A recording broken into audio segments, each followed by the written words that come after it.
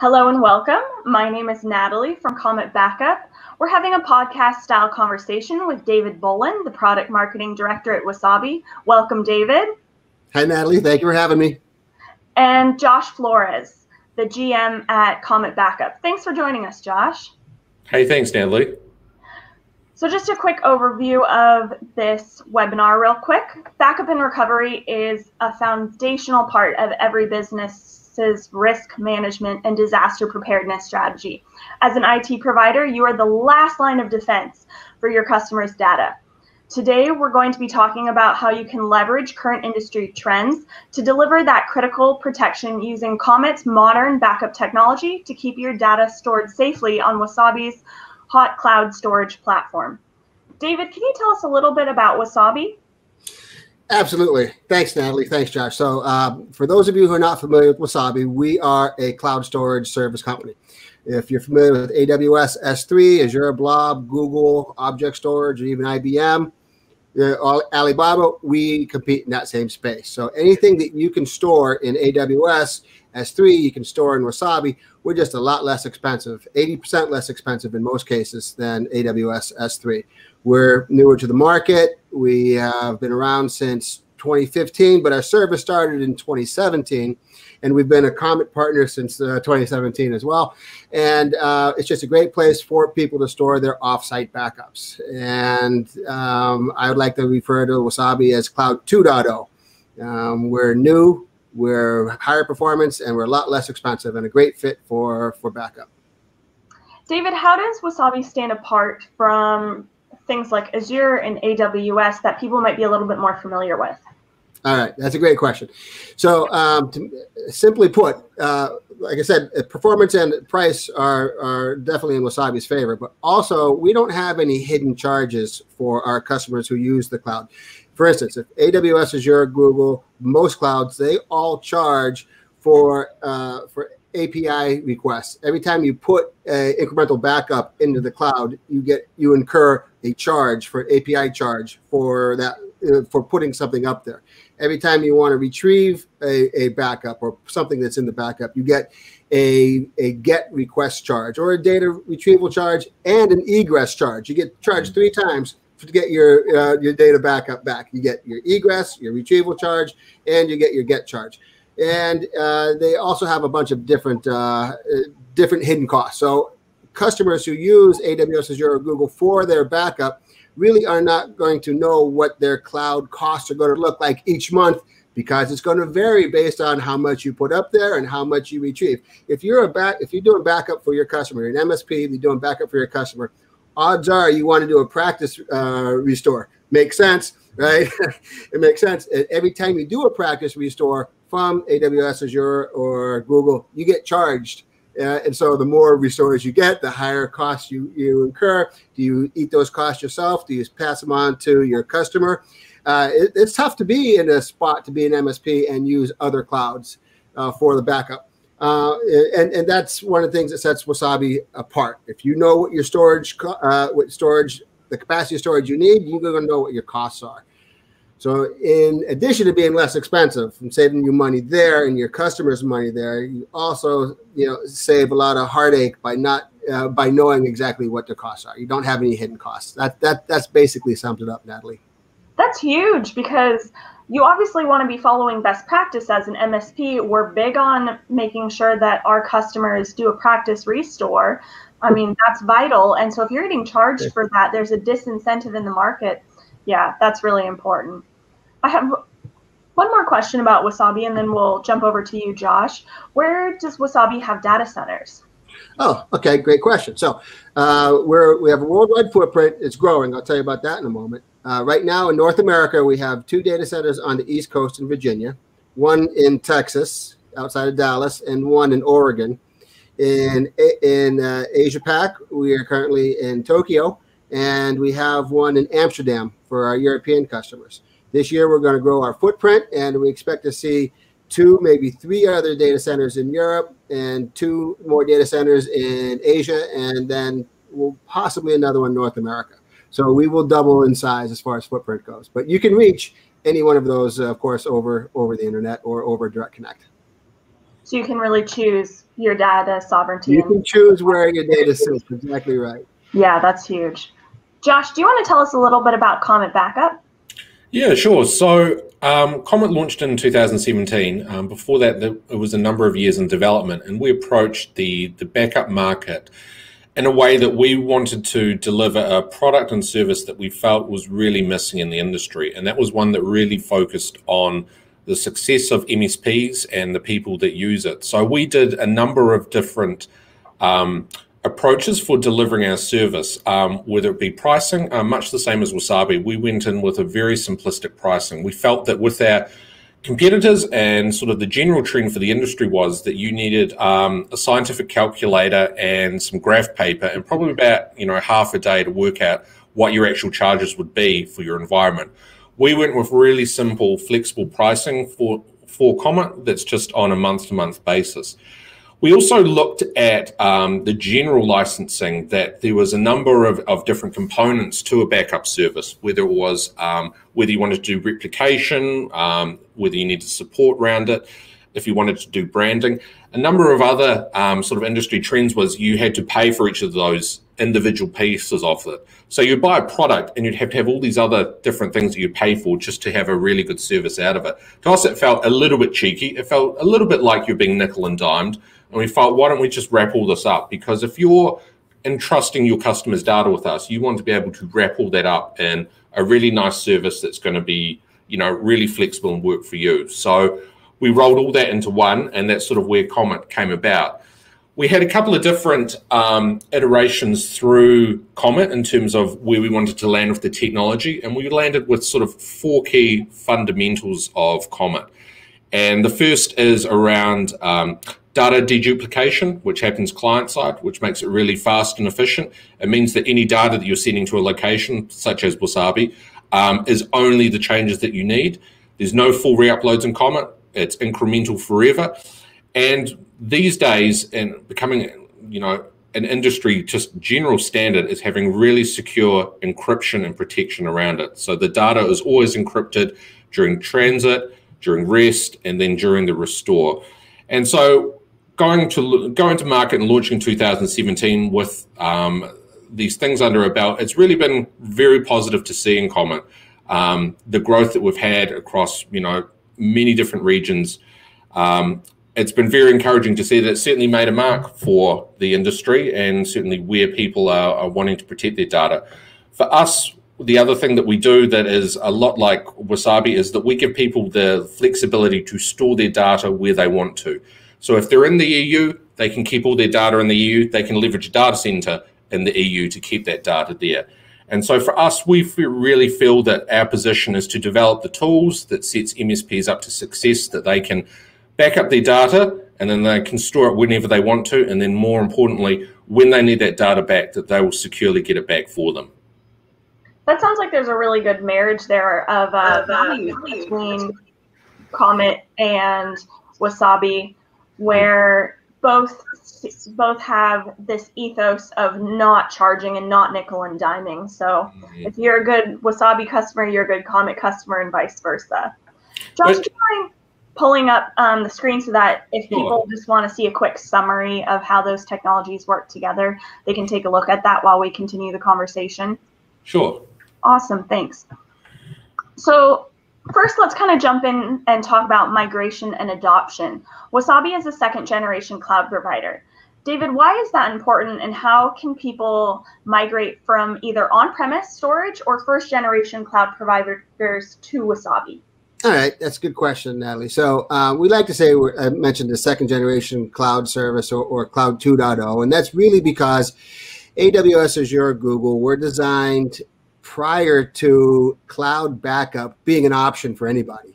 Everyone always backed up on-prem or then put something on tape and sent it off to a salt mine someplace, and that was your off-site backup. So those clouds and those pricing architectures that nickel and dime you were designed in 2006, 2007, 2008, and then cookie cutter stamped by other cloud services and don't fit today's use cases, right? Comet coming out of service in 2017, Wasabi coming to service in 2017, are designed with this use case in mind. And in order to get your backup to Wasabi, here's the thing too. If you've got plenty of on-site capacity, on-prem capacity, you don't need to have a cloud service unless you want to just have that off-site for backup and for protection, which makes good sense if you follow the 3-2-1 rule of backup. Keep 3 copies of your data, 2 of them on different media, and then 1 of them off-site, right? So if you want to follow that 3-2-1, that's awesome. You're going to be in a good position if you are. But if you have the capacity, you maybe don't need to move it to the cloud. But once you make that decision, I want to move 1 copy of my data to the cloud, there's a couple ways to get there.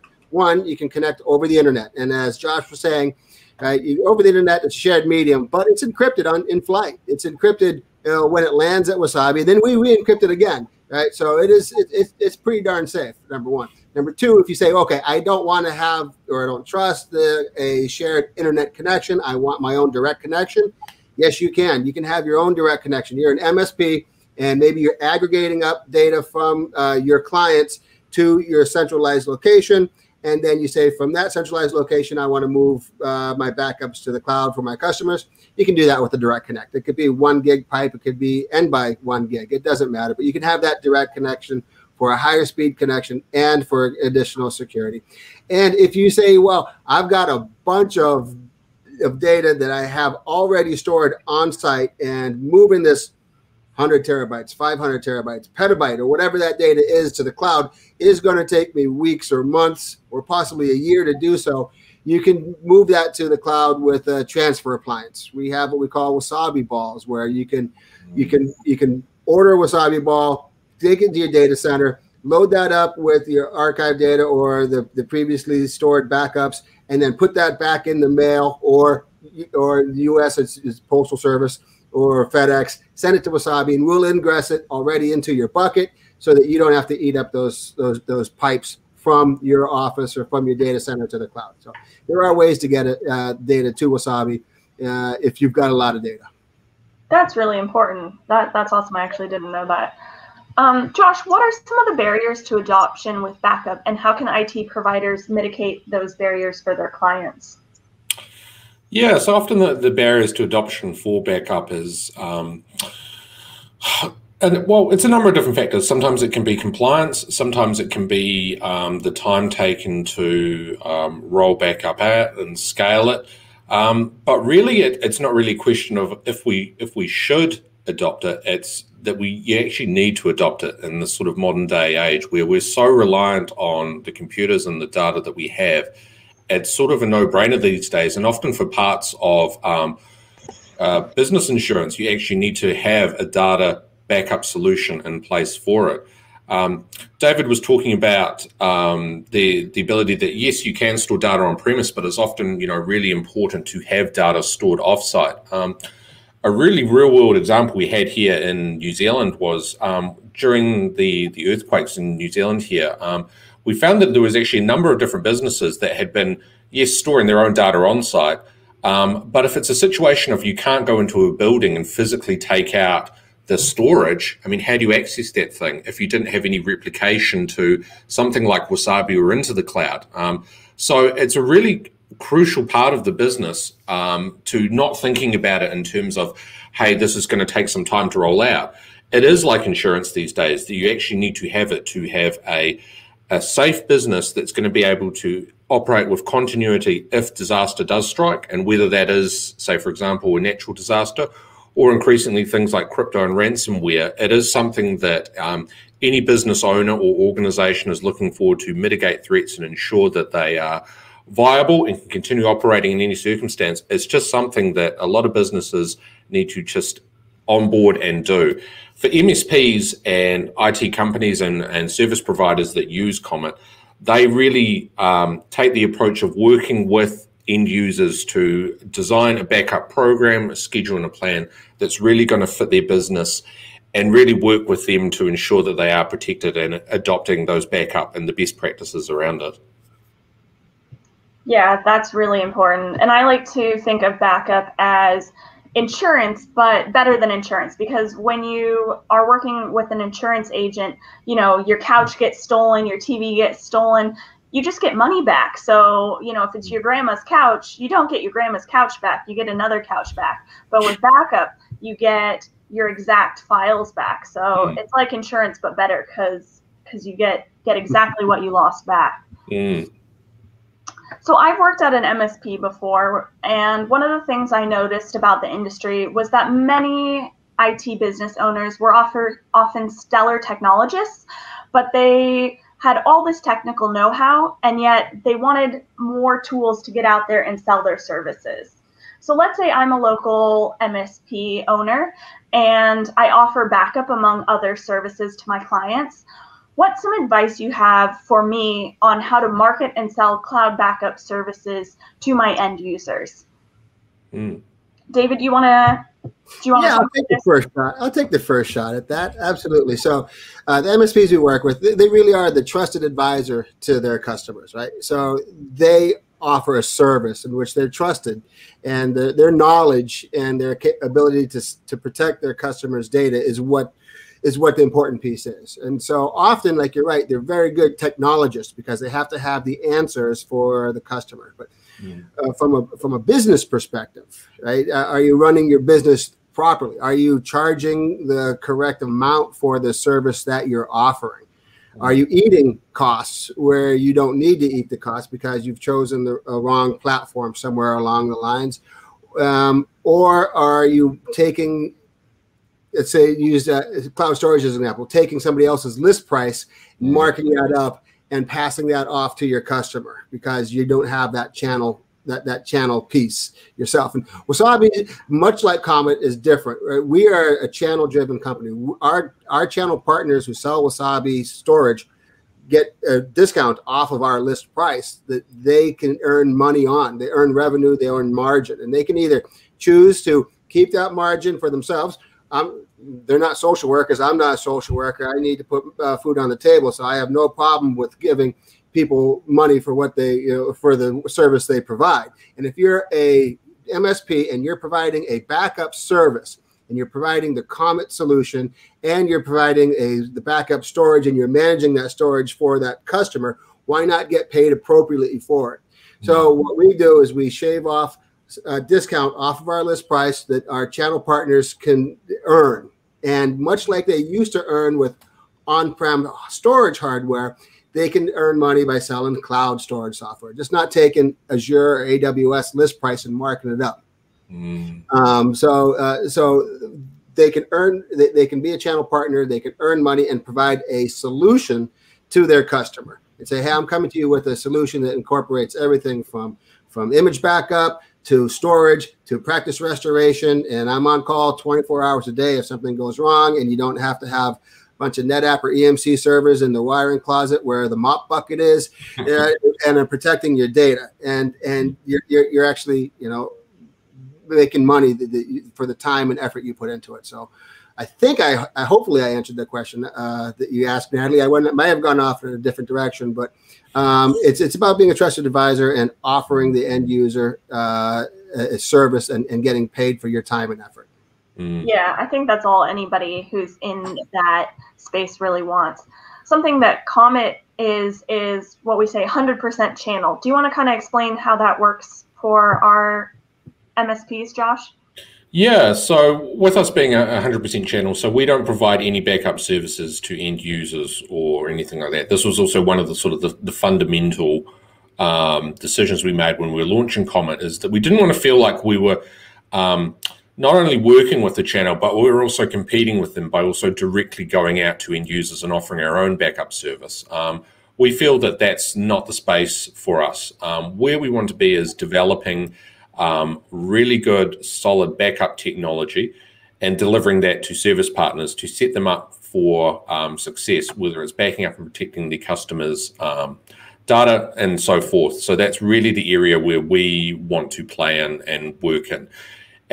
Just to build a little bit more on the previous question that David answered really well, I think any other practical advice that I only give for things like that is just some of the basic stuff around always ensuring that you're looking to deliver value If you're a technologist, remember that you are the technologist. Your customer might not necessarily be the technologist. So remember to talk to them in language that they will certainly understand, and perhaps not go overboard on the technical ability. And I think if you're offering a backup solution, being able to very easily and astutely, label the benefits between this is the backup solution that I'm going to use, Comet, for example, because I'm sure everybody here is using Comet, and the storage, and that would be Wasabi, and the benefits of these two solutions working together around encryption, security, the resilience of the backup, and obviously data sovereignty, and particularly for the people in the States, if they're using if they're requiring backup for things like HIPAA and whatever, that you're able to highlight any sort of compliance scenarios that you have, that you're able to fully cover those. And if you're able to package that up quite nicely and neatly, you should be doing quite fine. So yeah, sorry about that. I just wanted to add my 2 cents to that one there. Yeah, that's perfect. So there are a lot of industry trends going on at the moment. David, what are some of the advantages of remote? Oh, okay. So remote management of managing your data, correct, or working remotely? Yeah, probably remote management of your data, but that sort of plays into the working. Yeah. I know we're all getting back out there, but for an MSP, for an MSP, 2020 of course was a dumpster fire of a year for everybody worldwide. Obviously, COVID added also a problem for MSPs who could not get onto their client site, right? Maybe they didn't have access to a data center. Oh, I know a lot of guys who could not actually get into the data centers where their customers' hardware was. They couldn't actually get into their own data center until later on in the year. So being able to manage your service remotely is critically important because you can't be on site. And again, this goes back to who some of the customers are, the MSPs, end users. They may not, like Josh said, be technically, they may not have the technical skills to hit that return bar on the laptop or on the computer as they walk out the door on the Friday night to do the backup themselves. You have to do it for them remotely. And the longer it takes you to do that backup, or the longer you've got to sit and babysit it, or and the more money you got to either pay the people who work for you, or your time for your own effort. So the faster you can do that backup, the faster you can upload that incremental backup, the faster you can get that done and get away and move on to the next one. The more the happier you're going to be as an MSP. Working remotely is a lot different today than it has been in the past, because of the fact that you can't get into a lot of sites. And that's kind of the nice thing about the cloud, at least from the Wasabi perspective. You don't ever need to visit the data center. I don't never need to visit a Wasabi data center. It's all being done on remotely over the internet directly from Comet interface. Yeah, that's really important. Another thing that we're seeing a trend right now is IT providers getting hit with the vulnerabilities in ransomware attacks. There's hardly a day that passes right now with a headline in the news this year of yet another major ransomware attack. And cloud backup can be an important piece of that puzzle. So Josh, do you want to speak about why this is such an important piece in mitigating ransomware attacks? Yeah, well, you really need it, because if you don't have it, you'll certainly wish that you did have backup there. So yeah, it's something that you just need to have. And going back to my previous thing, I mean, it's just basically a requirement these days. If you get hit with ransomware on a Tuesday, it's no problem, because you could roll back to the state of your files on the Monday, or the previous day's backup, or the last backup. It's really just that ability to go back in time to before the ransomware hit that allows you to mitigate those situations. Otherwise, to be frank, there's not many options that you can certainly have. And it depends whether or not, you want to go down that path of, potentially having to pay a ransom or not, or maybe you become a news story. Unfortunately, the downside to not being able to recover gracefully or quickly from these situations is a real threat to businesses, and certainly something that, people need to really stand up, take notice of, and really put measures in place to be able to mitigate these things. So even if you're doing backups to your own on-site premises, that's a great start. But you always have to consider what happens if your on-site premises data also gets hit. So that's why even if you're on-site, it's the first step. But also having off-site to something like Wasabi, having it go to another geographic region, having it go somewhere outside of your data center is always another good option. And that's something that we support in Comet called replication, where you can replicate a backup data to multiple different points. So just having one backup, it's a great first step. Having replication, only strengthens and improves your ability to recover from that data faster. It also mitigates the risk even lower. So, David, you mentioned this earlier, but I'd like you to drill into this a little bit more. You have a best practice around this called 3-2-1. Can you go into that in a little more depth? Yeah, Josh had a nice segue into this because in the old days, before cloud was an option for people to do backup, you had the concept of having an offsite copy that was air-gapped so that it couldn't be altered or deleted or changed or held for ransom or anything. It was air-gapped. That one offsite was air-gapped. Since the cloud has become an option, that one site, that offsite copy, can be considered air-gapped if it's done properly. So the 3-2-1 rule of backup is you have 3 copies of your data. Right? 2 of them, we get your production copy, and then 2 backup copies. And those 2 backup copies are different media, and one of them is offsite, and it's air-gapped, and it's protected from being held ransom. So just in case your production copy is hit and your backup copy on site is hit in your secondary storage, you've got that third air-gapped copy that's offsite, and the cloud can be that offsite piece. And when you get to putting it into cloud object storage, there are things that we do from a cloud perspective with regards to write once, read many. It's called worm. It's technical. Don't want to go down a technical hole, but write once, read many storage, where we can make sure that data, that incremental backup you're storing in the Wasabi storage bucket is immutable. So you can today store Comet backups in a Wasabi immutable bucket and keep that from being held ransom, because it can never be encrypted because the bucket's immutable. It can't be changed or altered. So even if terrible things happen to your first 2 copies, the copy you have in the immutable bucket is your backup, is the one that's going to save your butt if it's your grandmother's couch of your data. And the immutable buckets and object immutability are new to the industry. People are not that familiar with it, and there's going to be a lot of work that Comet and Wasabi will do together to offer this to customers. The only drawback is really regards versioning right now, because once you put a new version up, your old version that's still in the cloud is still there until such time as we delete that from the bucket when it hits a certain date and time. It gets technical. We should do a webinar, Josh, sometime this year on the security features of Comet and Wasabi. Yeah, that would be great.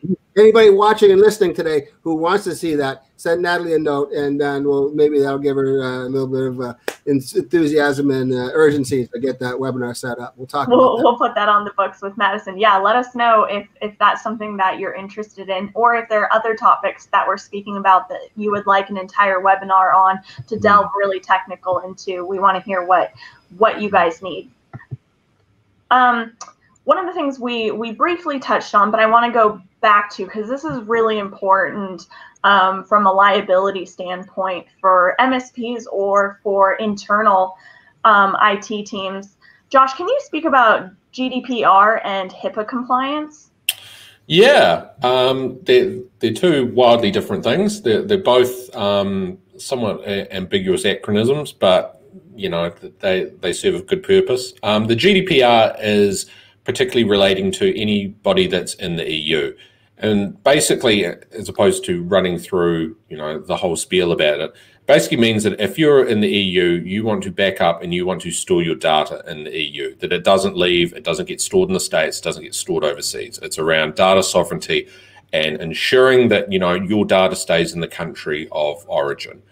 With HIPAA, this is around the health compliance in the States, that if you're looking to back up, medical data, it might be patient records and things like that, there are additional security requirements that you should be implementing and ensuring that you can have obviously protect that data. I mean, anybody listening to this would want to know that your patient, your medical history is securely being, kept in a way that, it's not being exposed or leaked or anything like that. So any partners that are looking to comply with GDPR or HIPAA are able to leverage Comet for that.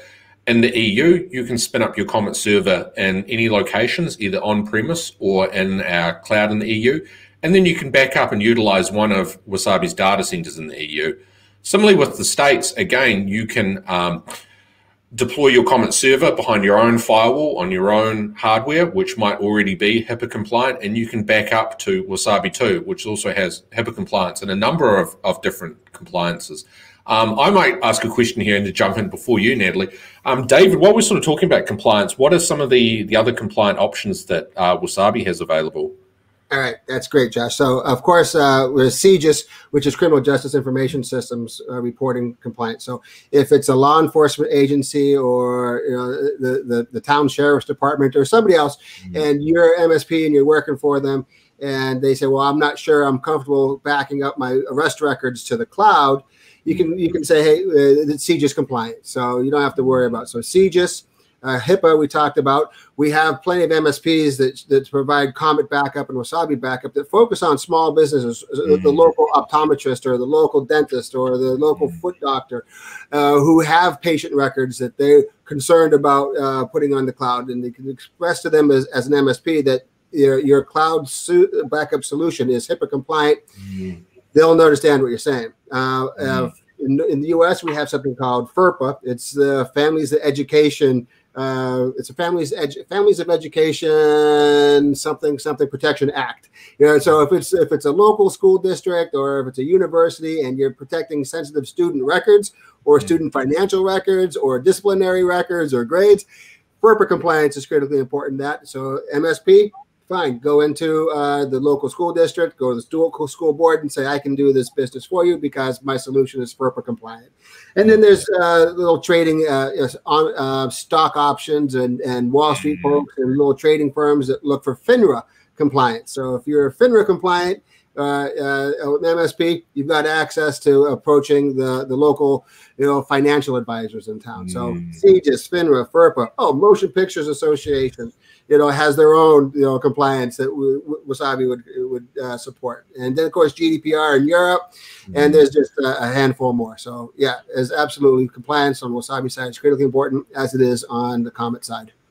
Yeah, it certainly makes it easy for MSPs that, it's really the one-stop shop. You've got the compliance for everything. So, it's great. And, it's really important you comply with these things because if you're offering you're running a backup for this type of thing and you're not actually storing the data in a HIPAA compliant or GDPR compliant manner, and the worst case scenario hits, there are some serious consequences. So, people need to do this properly. It's a very serious matter. Who's going to pay the fine? The local doctor's office or the MSP? Yeah, exactly. So it's about protecting yourself as the MSP, at the same time protecting your customer, your client, and being that trusted advisor that we talked about earlier, and explaining to them exactly what you're doing for them and how you provide value for your service. And one last thing we might touch on, Josh, is a forensic backup and how that's slightly different. That's a checkbox that you can do inside the Comet software where you're essentially measuring the free space. Do you want to talk about that and how also if you don't need that, you might want to make sure you have that turned off as well? Yeah, so for forensic mode backup essentially means that with Comet, we do something quite smart. So first of all, if you've got a 1 terabyte drive, for example, if you don't have forensic mode selected, what it will do is it will just back up however much data you actually have on it. So if you've got, a 1 terabyte drive and you've got 100 gig of actual files, we'll only back up the 100 gig. The forensic mode fully backs up everything, including the free space, just to ensure that everything's completely encapsulated in that backup. So really, it sort of depends on your situation and usage case whether or not functionality like this is required or not. What's a use case where I would need that forensic mode enabled? Yeah, good question. Forensic mode the use case for it might depend on if there's any potential regulatory or compliance situations that you have there where you need to be, fully compliant and fully sure that you've got, every potential option for restoration or having the data from that disk. Yeah, that's really important. This dates me a little bit, but I was a big fan of the Numbers TV show, and I loved how they would always solve crimes with like digging into the data. And so when I learned about this feature, I was like, this would totally be on a Numbers episode where they'd find out that the measure of how much free space was something that incriminated someone. So yeah, as someone who hasn't worked in law enforcement, I thought from a TV perspective that could make a good script. Our last topic, and this is probably the most important to IT providers, is how can I increase my revenue? David, the number one thing that I have heard from MSPs is that backups take a lot of time, and you've already kind of touched on this, but that lifting and shifting of workload. How does Comet and Wasabi work together, bundling that to make sure that IT providers are lifting and shifting workload? All right. Let me jump in here. We'll split this. Why don't I go first? Let me go first because I feel like we got to put the data into Wasabi. We'll take this in a two-part approach. So from us, the important thing is ensuring that you've got a good solution, you've got a good plan in place, you've got a way that you can sell the product to the partner, that you're demonstrating value, that you've got the right backup selection, and that you've got the right schedule for the frequency of backups to shift that to, a location such as Wasabi. Ensuring that is sort of the first part of the puzzle. With the data that's in Wasabi, David, I'll let you sort of carry on from there. Yeah. So again, we're not social workers. We don't do this work for free. We've got to put kids through school and put food on the table, and we all have bills to pay. So I want to make sure everyone, gets paid appropriately for the work they do. And no one works harder than some of the MSPs that I know, right? But the guys I've worked with in the past, they've left money on the table because they haven't included storage as part of their backups offering. They've either passed it along because they can't partner or won't partner or are unable to partner with an AWS or Azure, right? So they'll do the backup and they'll charge for the backup and the services, but they leave that storage piece off of the table, even though they're managing that storage. And so because what are you going to do? You're going to take a storage service at AWS that's $23 a terabyte and then mark that up. That's really hard to do, right? For 20. What you can do is you can take a $6 storage service from Wasabi and mark that up a few bucks.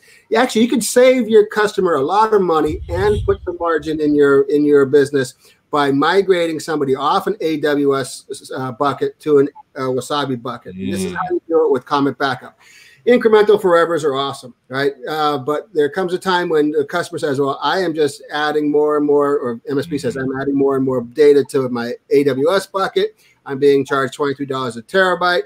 How do I then migrate it to Wasabi? I'm not saying migrate it to Wasabi. I'm just saying stop that backup to AWS, do a first full backup into Wasabi, and then further incrementals into Wasabi. Now, what you have are you have actually a foot in each cloud for a short period of time, because as the older copies or incremental backups in AWS age out and disappear, it starts to atrophy. Your cost of storage to AWS goes down to a point where you don't have anything left in that bucket.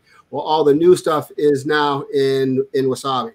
So what you can do is migrate, instead of migrating all that data off, just start a new full backup in Wasabi with the new incrementals at a lower price for your customer and at some revenue margin for yourself. And that's how I would recommend somebody add revenue to their bottom line. You're still providing the same service. Customers getting compliant cloud storage, but you're saving them money and earning money for yourself at the same time. That's a really neat migration strategy to age out. Yeah, I like that a lot. There's also, just to jump in here, another use case and to talk about another piece of technology that David was talking about for Wasabi Ball. So Wasabi Ball is essentially a process that's in the backup world, often called seed loading, where you, instead of uploading that initial amount of data, you would use a hard drive to put that directly into the storage. A really good example of migration, if you can just immediately change the backups from one location to another, is for those situations where sometimes you've got customers that are saying, look, I actually need 5 years worth of my data available all the time. What you can do is, if you've got data on Azure, for example, is you could restore all that data to a location and then use Wasabi Ball to take that that previously backed up data that you can't unfortunately get rid of, and then utilize that to put that into Wasabi. So, you know, the Wasabi Ball feature is, you know, a fantastic thing that we do support in Comet, and it's a really good way. So yeah, you can move immediately your low-hanging fruit if, for example, they only need to keep a month's worth of history. But you also do have options for those customers that have got much longer requirements for keeping their data. Because obviously if you say to them, hey, I'm going to change storage, but you're going to use, you know, you're going to lose potentially years worth of data, you know, there might be a hard conversation. So there are ways around that, utilizing Wasabi Ball and Comet, that you can, you know, retain those years of history in there. So yeah, there's certainly, what I'm trying to say is there's a use case for both situations here. It doesn't have to be difficult.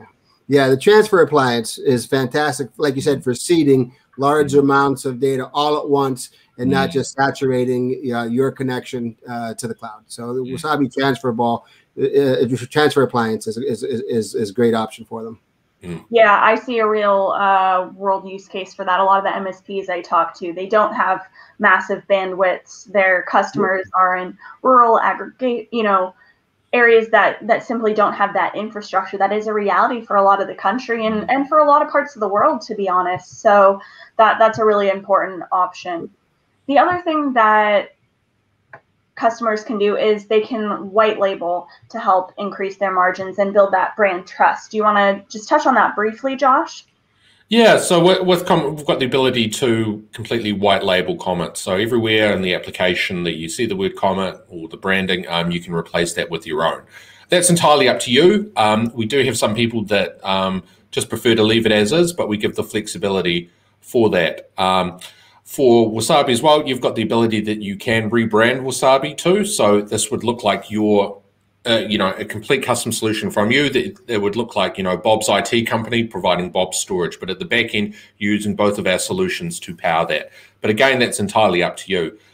We are seeing a number of people that don't white label the storage for Wasabi, and I think it speaks to just the, I'd say the increasing nature of cloud storage. Wasabi being noticed, that people recognize what it is, and it's good to have that brand recognition. I mean, I think these days it's not necessarily about branding the storage. I think it's leveraging the ability to go and utilize a quality solution provider for that storage location, and utilizing that brand recognition to really enforce the security and the safety of where that data actually is.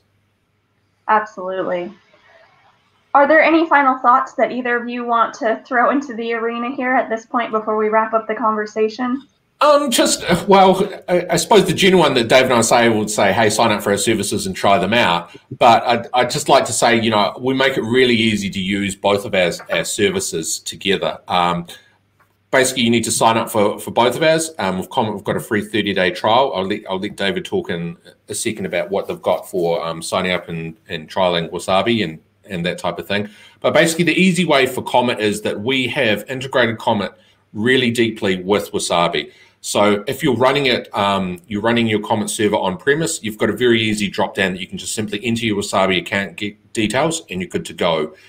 If you're utilizing our hosted Comet solution, where we run the Comet server for you in the cloud, during the sign-up process, again, if you just enter your account details, we'll automatically connect those together.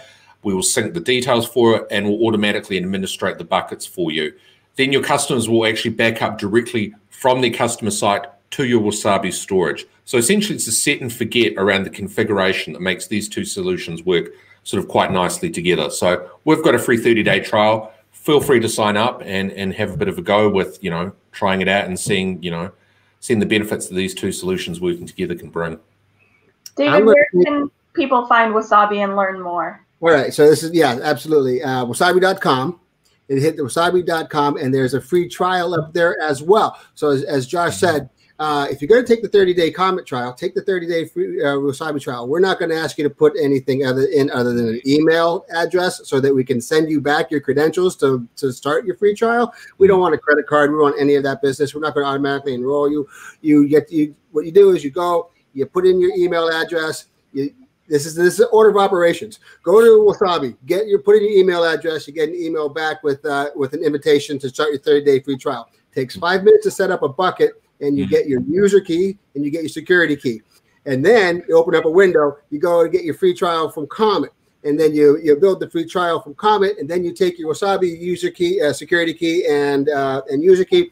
You cut and paste those into the user interface on the Comet free trial, and you're good to go. You can probably get this thing up and running in a half hour.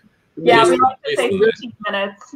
Yeah. So you do that on a Sunday night while the TV's on in the other room, and then you got 30 days to play with it to see if you like it, which I'm sure you will. If you don't, I understand. Maybe come back some other time and try another free trial. But yeah, take the 30-day free trial from Comet and Wasabi simultaneously and get yourself playing in the cloud. Hybrid cloud solution. Yep. Yeah, same from Comet. We don't ask for credit card details or anything.